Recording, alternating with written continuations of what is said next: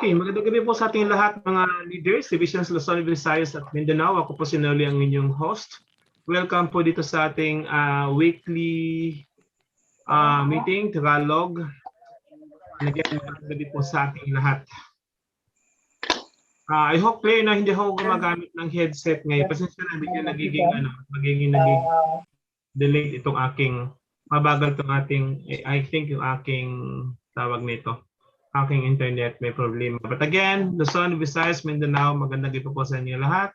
Tandaan po natin TVC sa private community at lagi natin isa po sa statement ng TVC to serve one another with always love and respect. No? So doon sa mga iba na hindi naka-attend doon sa broadcasters meeting, the keyword na binigay natin kanina or binigay ni Stephen is govern. Yun po yung keyword, govern. Okay, so let's move again doon sa ating report. Medyo natagalan ako kasi hinihintay ko rin yung report. Okay, so punta na tayo doon sa ating report.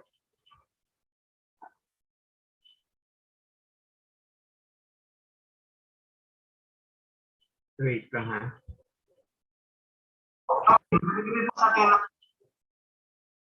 Ayun po yung keyword.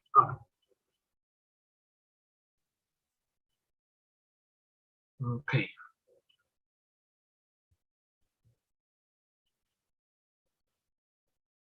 What is this? Okay, so this pakita po niyo sa screen. 2021 weekly meetings. Posters, notices, and article. Yung mga papasok, paki-silent lang po ha. Thank you. Okay, so don't miss. Ito po yung ating poster. Again, ito po yung ating mga host. Hindi ko na ipakilala sa inyo isa-isa yan. Okay, the posters now is naka-focus doon sa top 11,000. We had 11 core team. Related lang doon sa isa sa mga program, latest program ngayon sa atin ni admin is yung 10. Ito yung ginamit na keyword ni MB last Friday na get 10 direct. Okay, so the most important achievement we can do in the TVC during the month of October is to finish building the core team of 11,111. If we fail to fill all 11,111 core team positions before the end of October, we can no longer justify paying out 10% in green on the rotator and starting on 1st of November. We need to be fully funded in order to be strong enough to fight on the zombie apocalypse. TVC will not work in a world filled with zombies. The reason why we set up the core team was to raise enough crypto payment to be able to cover all of the bills that get paid weekly. It's impossible to pay bills using our coins. Last week, the core team was 6,106, and now it is 6,127. We can do better than this, right? In September, we have already 2,257 members made in the crypto payment. So keep it in mind, and we have already paid annually, and those payments keep on going. The core team was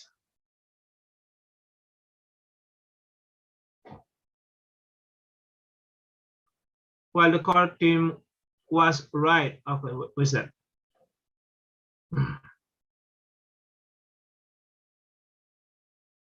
We can do better than the rights. Saan ba ako? Sorry ha.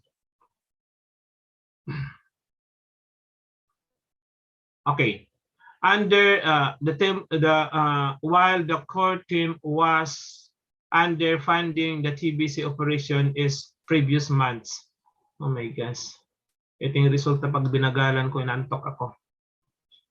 We have a solid track record of paying members fast and between bounties over the last 4 years and their existence. Work today and get today program. Before we paid out in Bitcoin and a total of 151.44489,625 was paid. Now we have been paying out of the Bitcoin Cash or BCS And as of this moment, we had paid out of 77944 in form of BKCX. So this week we paid out of 810.76246253 BCH is worth of 11,660.83 in dollar. Plus this week we paid $4,500 in the technical bills, and I paid zero to myself this week for being the admin. So the grand total paid this week was $16,660.83. Okay, do you think any millionaire would come out of their own pocket to pay this kind of weekly bill? And this is why I set up the TBC to be self-funding.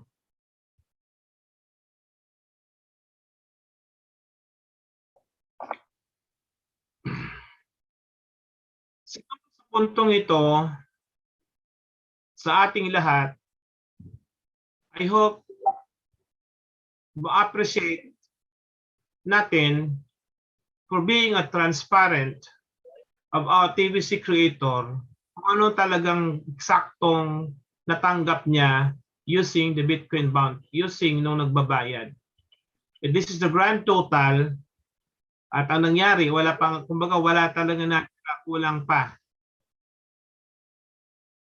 Again, I hope itong paulit-ulit na report na ito, dapat paulit-ulit din mailagay sa pag-iisip natin na ito yung katotohanan ng nangyayari ngayon. We know, di natin kilala si admin.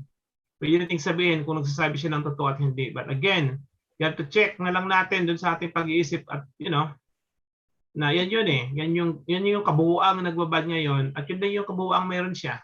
Nakikita niya para dito sa aspetong ito for the bills payment. I think i-reiterate ko ito for the sake of lot of times ko narinig na sobra at kumikita na maraming pera ito. Indes nakalagay dito sa report niya every Monday.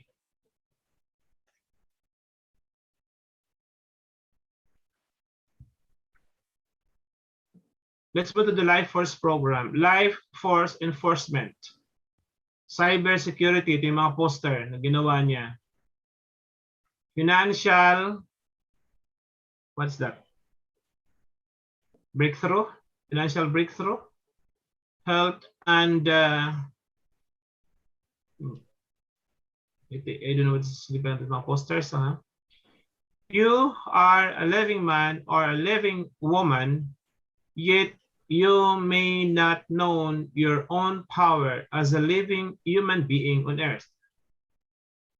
TBC recognize your power and value, so much so that our TBC currency sees that each living human being has at least a value of a 1 billion grain.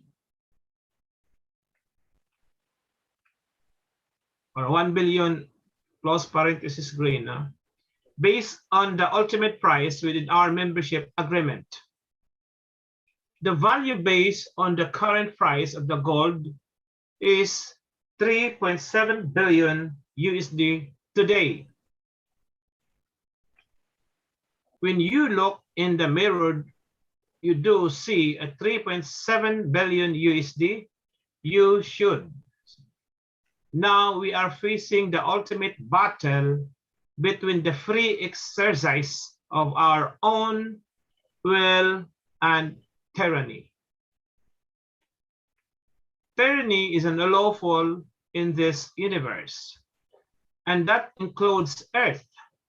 This tyranny wants to take over your mind, body, and soul by implanting the mechanism found inside the COVID-19 vaccines. I have called in the microchip since I started TBC in 2016.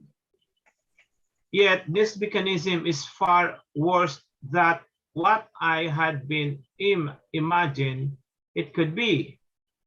The original plan to gather 1 billion people to the TBC as a currency and to organize against receiving the microchip has failed. So far, TBCians do not stand united.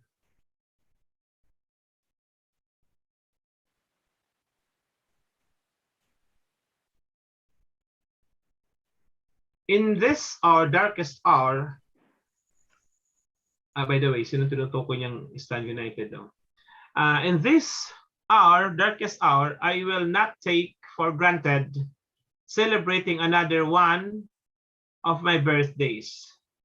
Time is so precious now because the powers behind this tyranny have so much control over government, media, education, and the medical establishment that for many our fight seems hopeless. The resources of life force has put a new spring in my step. Ulitin ko lang ha. The resources of life force has put a new spring in my step. I am filled with hope. Our mutual creator has provided a path forward. Life force, led by Kim Gogen, a guardian of all life on Earth. She is supported by an army of 5 million enforcers with the most impressive of the technologies. Currently, she has full control over the backside of the world finances or world financial system and much more. And she has the highest security clearance in the Global Intelligence Agency. She has asked us, the people, to come to remember who we are as powerful individual human beings, and that we should assemble quickly and stand united. In so doing, we must declare our independence. So, meron kayong time to have to review this link. It's a YouTube link, maybe. Siguro to. Pwede niyo pong panoorin. The Declaration of Independence for Living Being of Earth. That was July 5, 2021. The people that resides on this planet include all conscious living beings, meaning they are able to discern between good and evil, think for themselves, identify what makes them happy or sad, contribute their unique qualities, recognize the value of others, and exist peacefully because of their awareness of what reality.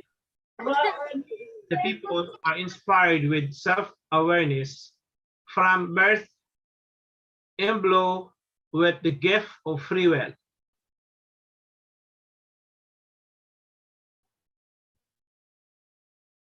And created from and by an ultimate source, substance, limits, bounds, essence, and origin of all things. Our existence is unique for every individual while still existing within a codependent ecosystem of cooperations. It's contributing to assist with one another's mutual needs. All contractual agreements require that all parties comprehend the full scope of benefits and transparency. Implied or silent consent is never an option for a lawful or legally binding agreement. And according to the law of the land, regardless of circumstances, any form of assumed implied or silent consent is not permitted.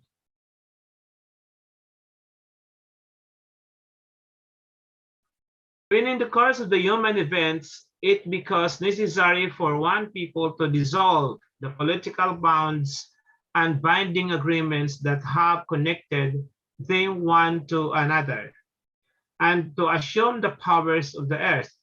The separate, unique, and equal station of the law of the source of all nature requires that they should declare the reasons that have caused the separation. We hold this trust or truth to be self-evident, that all people are created free and independent, that they are imbued by their source creator with certain unalienable rights, that among these are life, liberty, and pursuit of happiness. These rights are innately present in everyone from the inception of their birth by source, and cannot be removed by any individual or entity. To secure these rights, governments are instituted among living beings, deriving their just power from the consent of the governed, meaning that any group of living beings organized to act in the best interest of the people, the planet, and the individual are servants to the public in form or other, and only have the power to influence the organization as long as the power allow and endorse it. And the said organization is responsible to accurately represent the concern and decisions of the people on any matter in which said body of government is involved.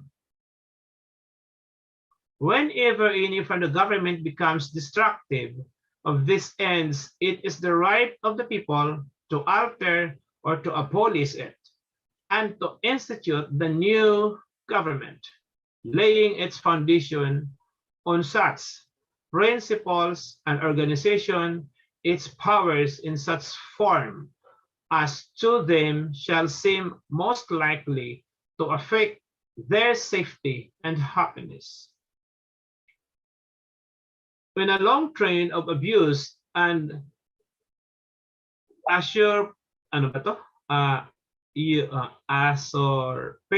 Usurpation. What is that? Usurpation. Usurpations and manifest by being the action fiction of government, which clear intentions of established and ruling class of subjuration, placing the people under despotism. It is the people's right and responsibility to throw off such government and to provide new guardians for their safety and the security of their freedom. Such has been the patient sufferance of the people, and such is now the necessity which empowers us to alter our former system of government control. The history of the present order, which is the history of abuse, neglect, murder, and ignorance, has the objective to establish an absolute tyranny over the countries and the living souls that reside therein. To prove this, let's facts by submitting to the world in complete transparency. The order has refused to enforce or abide by laws, the most wholesome and necessary for the public good. The public, in this case, refers to the collective of conscious living beings regardless of their status and otherwise defined.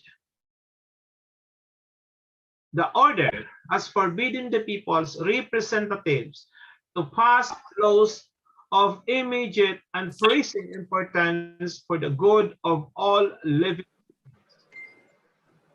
and has instead implemented control mechanism to manage the lifespan of the people, never allowing them to drive or exceed in their own abilities without submission to oppressive mandates, codes, and ordinance.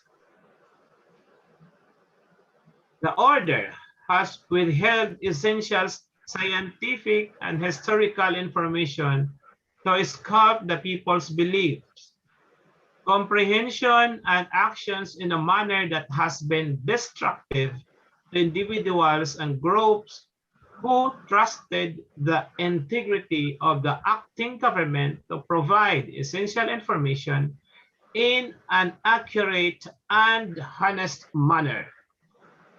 The order has called together legislative bodies at places unusual, uncomfortable, and distant from the depository of their public records for the sole purpose of fatiguing the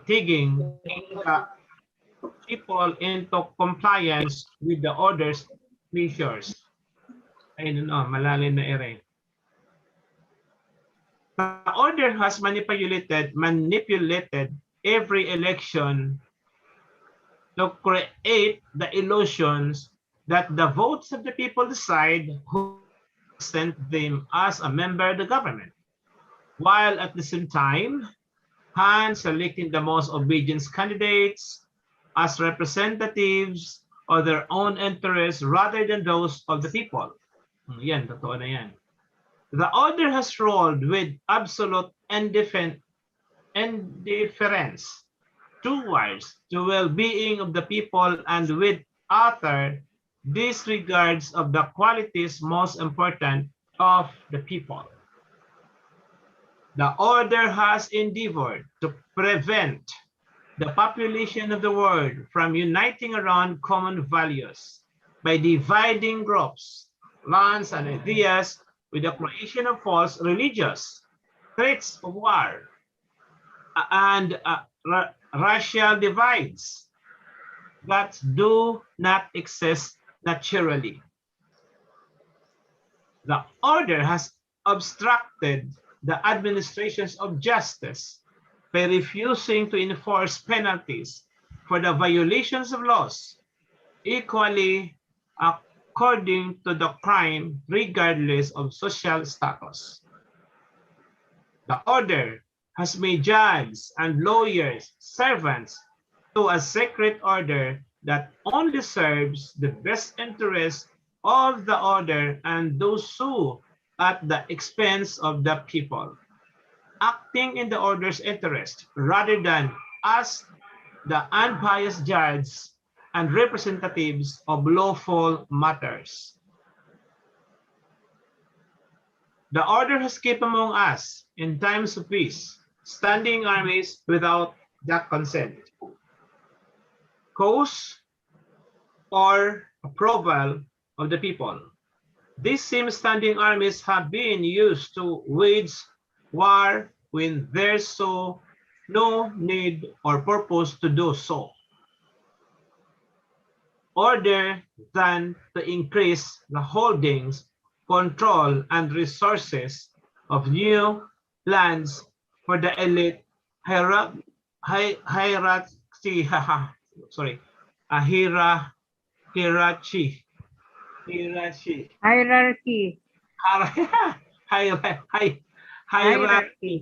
para sorry talaga naman of the order.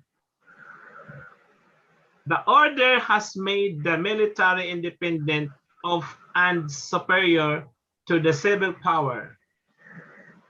The order has combined with others to subject us to a jurisdiction foreign to the law of the land, with imposed mandates and policies that violate the laws of nature, giving our power to the foreign power of present legislation over the nature endowed to us from birth and all that maintains the nature balance of the earth. The order has tracked us and prevented us from prosperity by their judgment as to whether or not we were worthy or allowed to be wealthy based on our willingness to submit to the oppressive and perceived version of government. An order has imposed taxes upon us without our consent or even the explanation of how our money had been used. The order has deprived us in many cases of the benefits of the trial by jury. The order has raped and murdered our men and women and children and has harvested, sacrificed, and sold us into slavery for the profit of entertainment or entertainment. The order has taken away our identities, sovereignty, and our freedom by abolishing our most valuable laws and altering our fundamental freedom and the form of our government that we're charged to uphold these rights. The order has replaced our free will, suspending our own laws and authorities to self-govern by declaring themselves vested with power to legislate for us in all cases whatsoever. The order was charged with the safe guardianship of the people and all that it means to be one of the people, but instead weaponize information, resources, medicine, and all manners of things to wage war against us and within our communities, causing divisions among our friends and allies, while presenting falsely that they were using these same weapons to protect us. The order has populated our seas, revenge our coast, burns our towns, and destroy the lives of our people. Just do blame the people for the conditions of the world environment. Burns our towns. Siguro kayo may alam kayo dyan sa puntong yan. Particular on that. It happens sa Philippines. The order has for centuries used armies of mercenaries to act as weapons of death.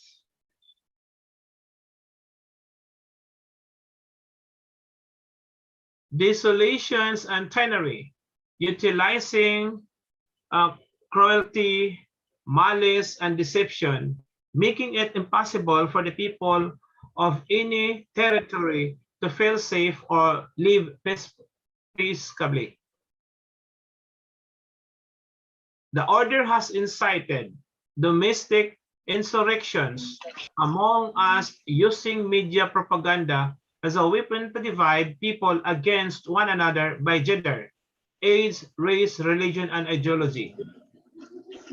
The urban rulers class, often seen as the ruling elite of the order, are tyrants, unfit to the rulers of the free people or to continue to hold any level of authority whatsoever.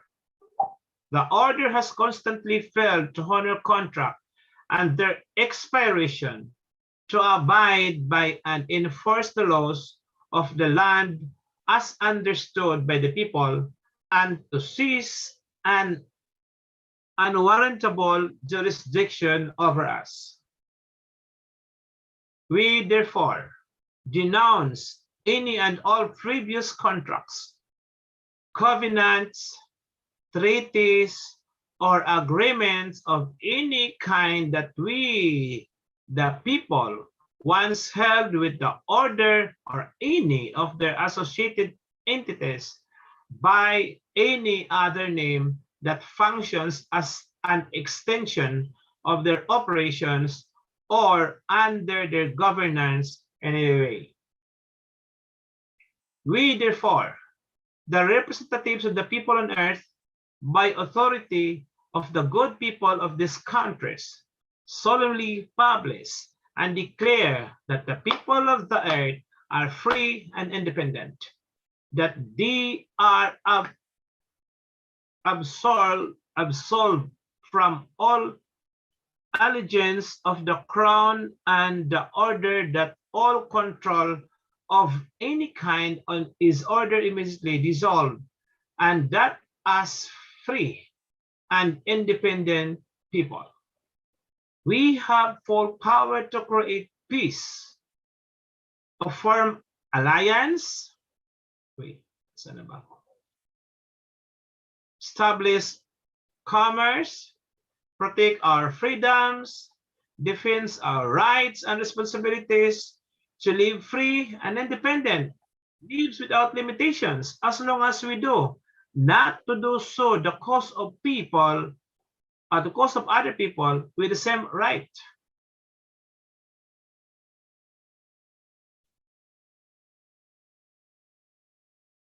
Declaration of one accord, law of the land. Mahaba ata to. Sorry, di ko to na-review kasi kapapasok lang eh. Nag-start tayo. Law of the land. Herein explained are the law of the land governing planet Earth is accordance with natural law by which all life abides.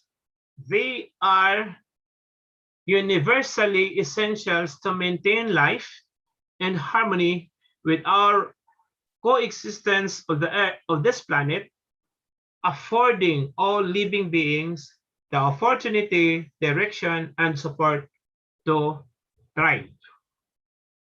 All laws, codes, status, and ordinance for every territory on the planet whether on, above, or below the surface must operate within the parameters of this governing by laws. Any statute, code, ordinance, mandate, binding, agreement, or rule or any kind enforced prior to or on July 5th of 2021. So doon siya naka-ano tong declaration, naka-date July 5th, 2021.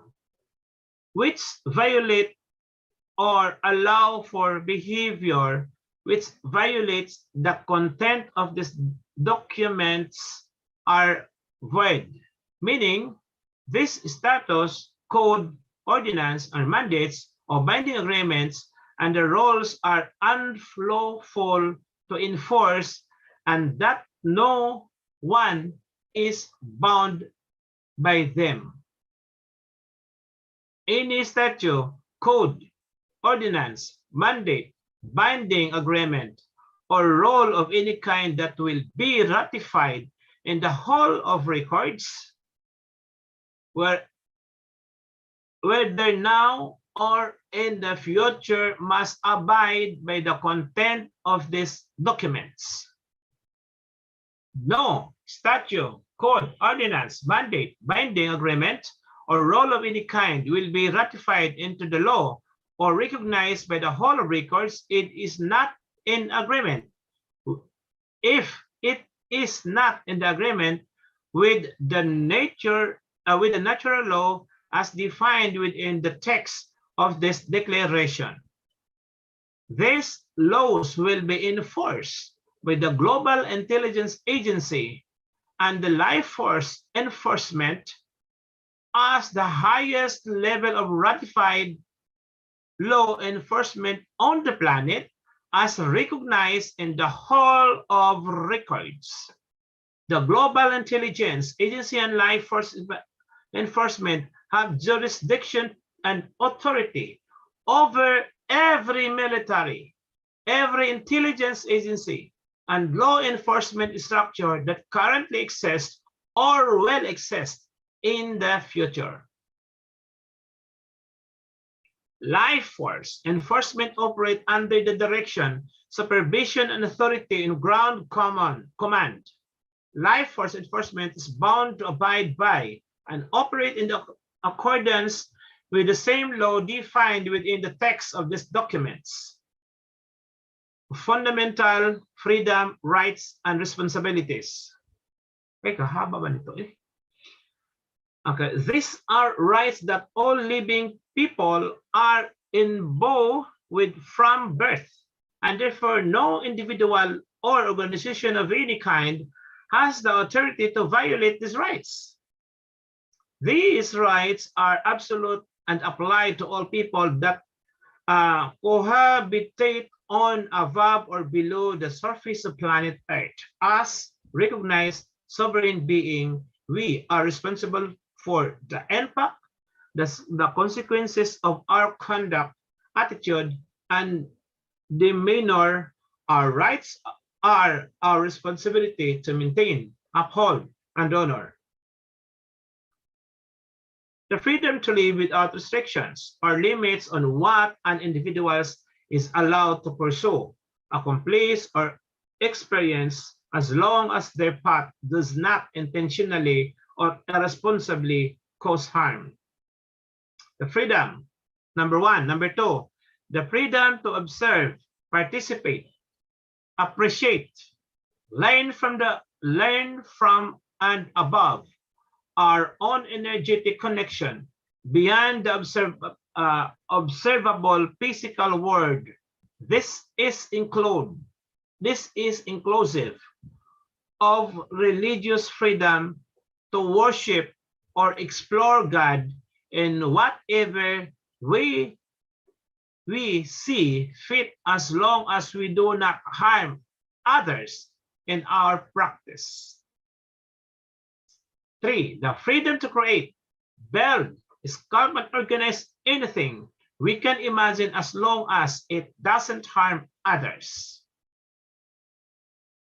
4, nangati ng ilong ko. Number 4, the freedom to express the truth, as well as our opinion, ideas, visions, discoveries, and plans in any way, and we choose without fear of repercussion, so long as our expression is not intentionally malicious or causing harm to others, whenever emotionally, energetically, or physically. 5, the freedom to create and maintain life. Okay, diba? 6, the freedom to access and utilize the resources of the planet for the act of creation, sustenance, and comfort in a manner that does not cause imbalance to the natural ecosystem of the planet. So, dapat hindi nakakasira. No? Every living entity has the right to live, with the exceptions of security and safety and their person of their assets. Number 8, every child has the right to innocence and an honest education, and it is the responsibility of the parent or guardians to respect the right of the child. Number 9, every living being has the right to privacy, or to live a life without interference into personal matters, or be subjected to unlawful surveillance. 10, every living being has a responsibility to respect, assess, and protect the common interest of the planet and its cohabitants within the responsible cause of their own well-being. 11, every living being has a responsibility to participate in the community within the limits of bounds to which they are comfortable or willing to contribute. 12, every living being has a responsibility to be educated and informed as to the nature, functions, and the implementations of self-governance and direct impact to the decisions made for and by the collective, and to share pertinent information that may have an impact on the final decisions of the group. Always the group. Number 13, every living being has the right and responsibility to live as a sovereign individuals, existing authority over their own affairs as a free and independent person while in the pursuit of happiness. 14, the living being has the right to be informed and the responsibility to inform others in the manners that is comprehensively recognized by both parties as the accurate deception of the consequences and benefits, whatever actual or potential, before a decision is made to participate or not without consequences. Every living being has the right to travel without contingent violation of other fundamental rights. Galing, no? Universal principles and prohibited activities. Sus Maria. Isang oras ako dito. All life is sacred. Malicious act against any living being are not permitted.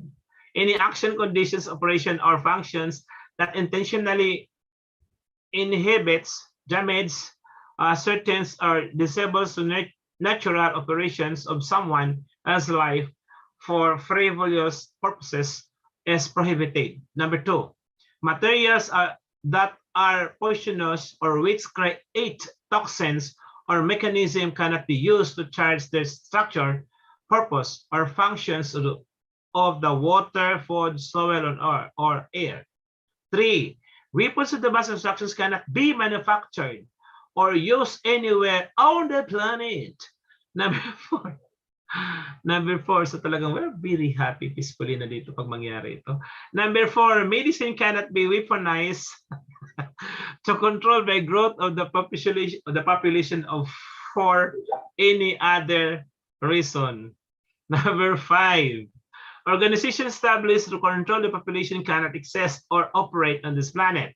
6, of corporate structures, government, or any form of control structures that act as a proxy or make decisions for the interest of a specific population must operate in the respect of the limit and the bounds of the fundamental freedoms, right, and responsibilities defined within this by law. Sorry, nasa na siya. 7, slavery for any purpose and in any form is not permitted. 8, no public message deemed essential for a group or individual to make informed decisions is allowed to falsely represent function of actual data, including the deceptive usage of operational definition not commonly understood by the audience receiving the transmission. 9, the financial system cannot be used to enslave, control, or harm humanity. Operational definition as they apply within the text of this document and any lawful information ratified of the whole of record now and the future. Ano ba to? Ika. Child. A child is an individual between the states of birth and puberty, or a person younger than the age of majority. Okay, citizen. Formerly used to designate slave. From here on describes a permanent sovereign resident of planet Earth. It says individuals. As individual is a single living entity, living being, and sovereign being capable to independent existence. Common interest of the planet. Common interest of the planet. are the issues, matters, resources, words, and ideas that are common all living entities, living beings, sovereign being, and planet Earth itself. Community, an organization where the daily life of its individual member involves contact with the dependence on other individuals' members. Taken together, the wide variety of tasks performed by members within are the attempt to ensure that social and economic needs will be met in the stable and the predictable way. Education, the act of the process of imparting or acquiring knowledge, developing and powers, and critical thinking, reasoning, and judgment, generally of preparing ourselves or other intellectually for mature life. Education is the process of facilitating learning or the acquisition of knowledge, skills, values, morals, beliefs, and habits. The outcome of education is an educated being living or living being.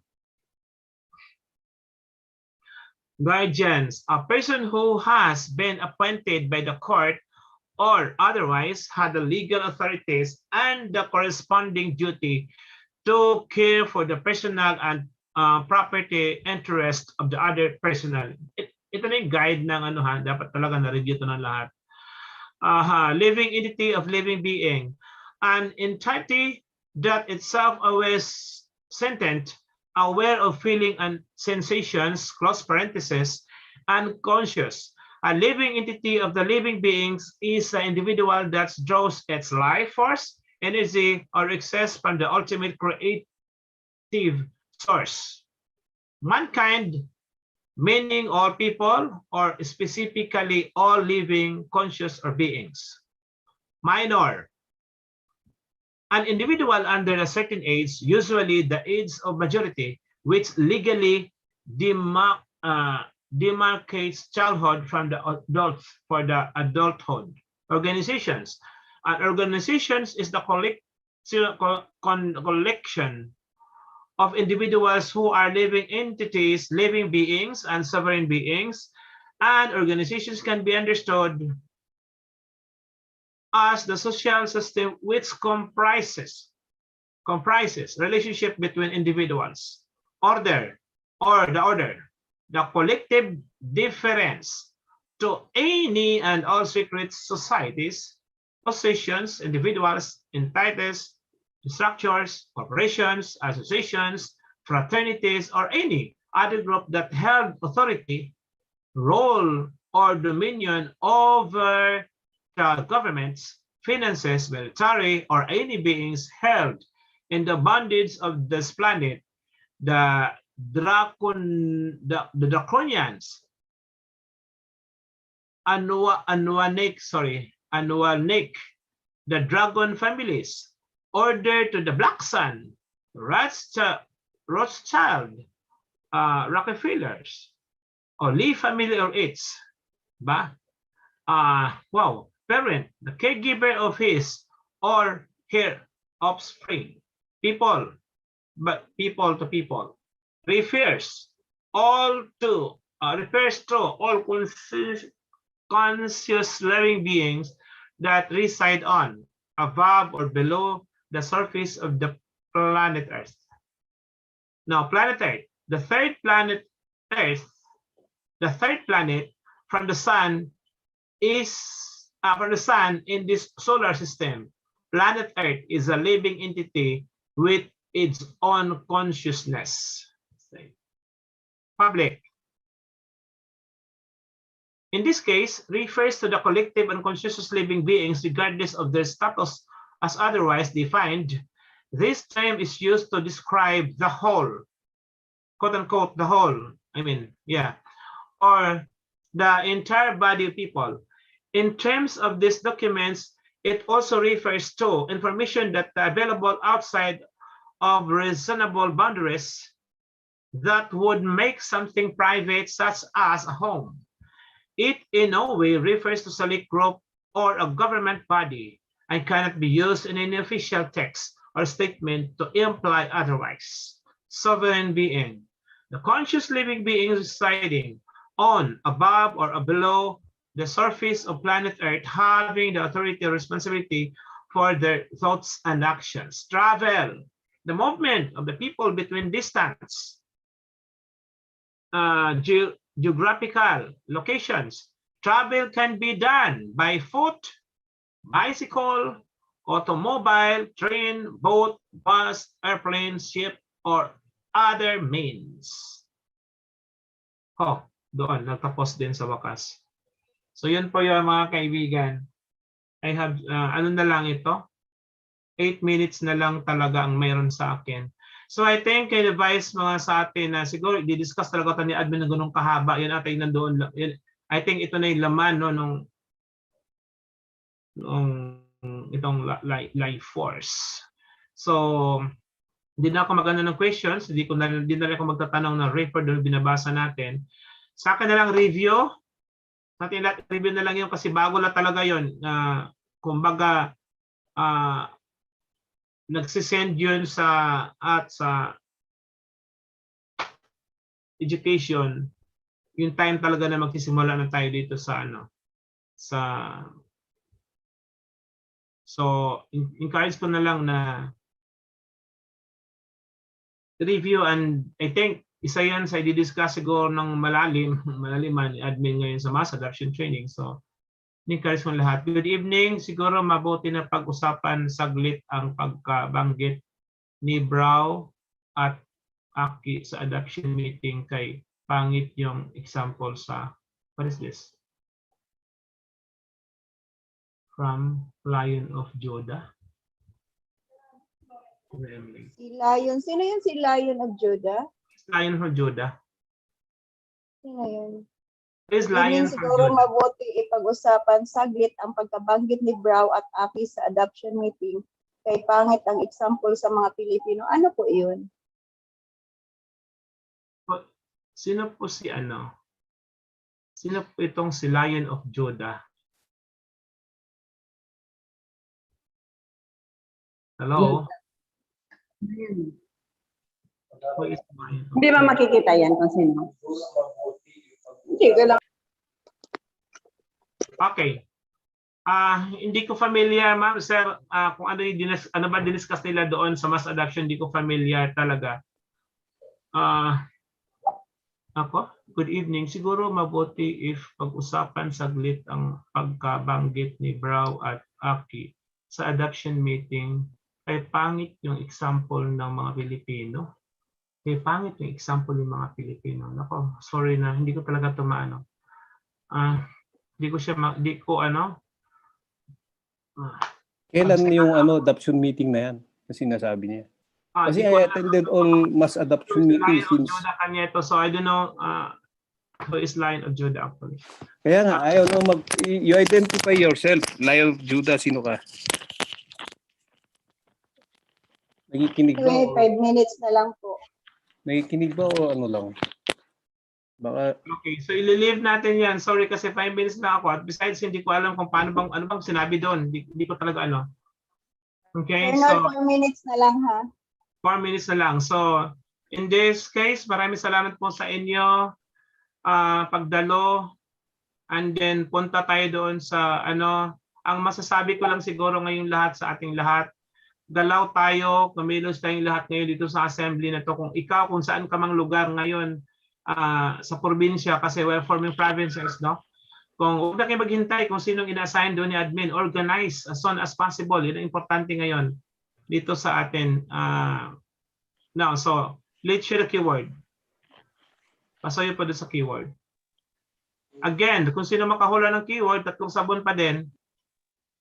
Hula-hula.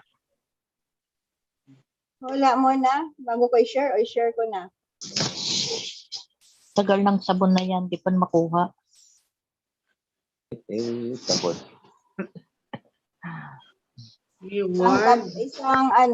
Isang kung ayaw ng sabon, isang pack ng kape, yung 10 piraso. Walang makahula, lagay nyo po sa chat box. Of course, Victor Waki. Govern. Hindi po. Labas ko na ha, keyword ha, wala nakahula. Ito lang yun. Order. Order. Okay. Order. Opo. Order in the court. Ang order nyo. Pansit palabok. Order niyo. Ate Babes, pansit palabok. Ang layo dyan. Nakuha niyo na po. pagdating dyan? Order, yes. Okay. Order in the Nahulog po si Sir Lord. Order all caption, Ang letter O lang po. lowercase. O lang Okay. po. Yung sa broadcaster, ano yung keyword? Hello? govern. Order. Okay, The kuha sa word. group chat. Sa Lagay group mo chat. sa chat box, Ate Babes, pakisuyo. Govern po, govern. Akala ko may order. Govern po sa broadcasters. Broadcaster. Tanong. Kuha na sila sa broadcasters po. Sa radio po sa Tagalog. Capital letter. Govern. Okay, thank you. Letter. Babes, pakilagay. Sa Tagalog. Ano yung order kanina? Ayan ang sa Tagalog. Sa Tagalog po, order po. Sa Tagalog order. Opo, order. Ha? Ay, yung govern. Sa broadcasters po yan.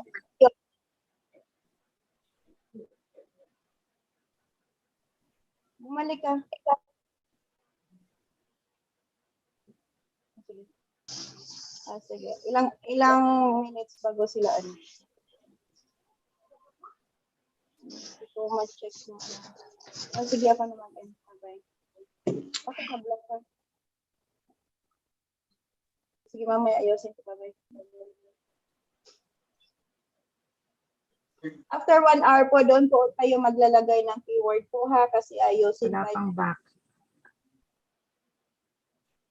Okay po. Okay. Hindi na po makabalik si Sir Noli po kasi hindi na siya makapasok. Bigla daw siyang na-block. Okay, bye-bye.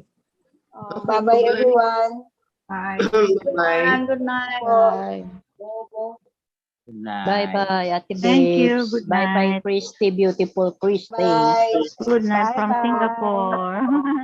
Thank you Good po. night. Kumusta Ma'am Ninita?